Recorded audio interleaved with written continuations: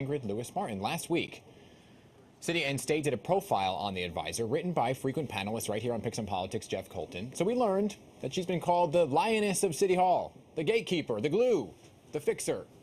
She's also known as somebody who can tell the mayor no, which is a pretty big deal, right? In City and State's reporting, many say she is the person closest to Adams within the walls of City Hall. This morning, Ingrid Lewis-Martin going on the record.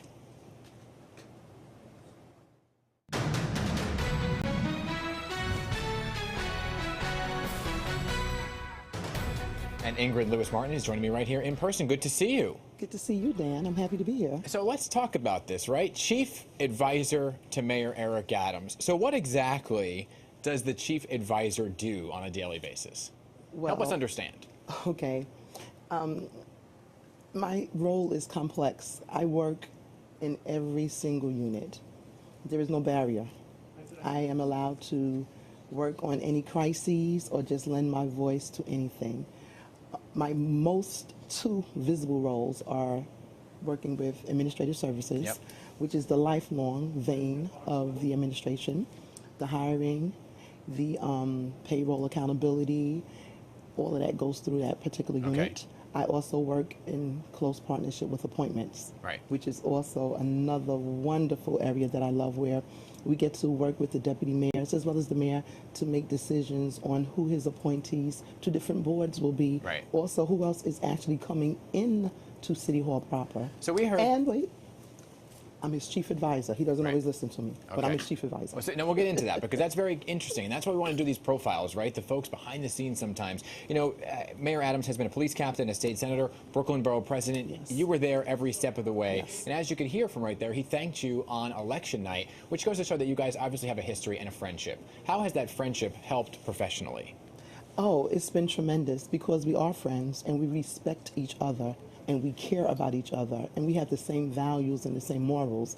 It's been awesome because I know what he likes and what he doesn't like. I know that one has to stay within their role and one has to stay in their lane when you're dealing with the mayor. There's only one mayor. He is the elected official, and I'm very good at staying in my lane, but I'm also excellent at helping to ensure that what he wants done is done. So let's talk about that, because you describe yourself as a very conservative Democrat. Does that align with what the mayor describes himself as?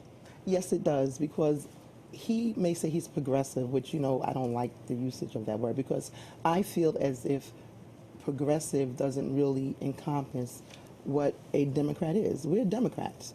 We don't have to be progressives. We don't even have to be a conservative Democrat. We don't have to be a left Democrat. If you're a Democrat, you have certain moral and key values. You want what's best for the constituency that your principal is elected to serve, and you want to stay middle of the road to get things done the right way.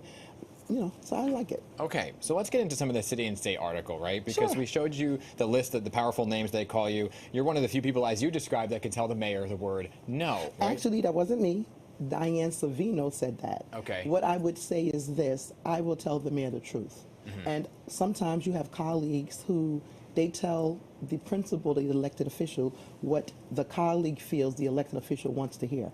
But if they knew Eric, they know he wants to hear the truth, even if he doesn't like it. So the truth, the article says that you can put Adams in his place when he is not seeing the full picture, even to the point of yelling at him, but that comes from a place of mutual respect. So take us inside a room. What's an example where you may have told the mayor no? Well, okay, first of all, people years ago, people might have been there when I was yelling, because I was young and green. I don't yell at the mayor now. There's no reason to. We have a great work relationship. I don't agree with him, and I do say I don't agree, and this is why, but always respectfully. Privately, I may tell him a little more forcefully, but it's still from a place of love and respect, because I work for him. I'm his friend, but I do work for him, and I'm mindful of that. And, you know, the press always is going in for the truth in the story, right? And the mayor has had some times that he's at odds with the press. And in this article, there is a talking about a distrust of the media and a distrust of the press. Can you talk deeper about that? Is there a distrust? I cannot speak for the mayor. I'm here to talk about me. So there's a little healthy fear of the press.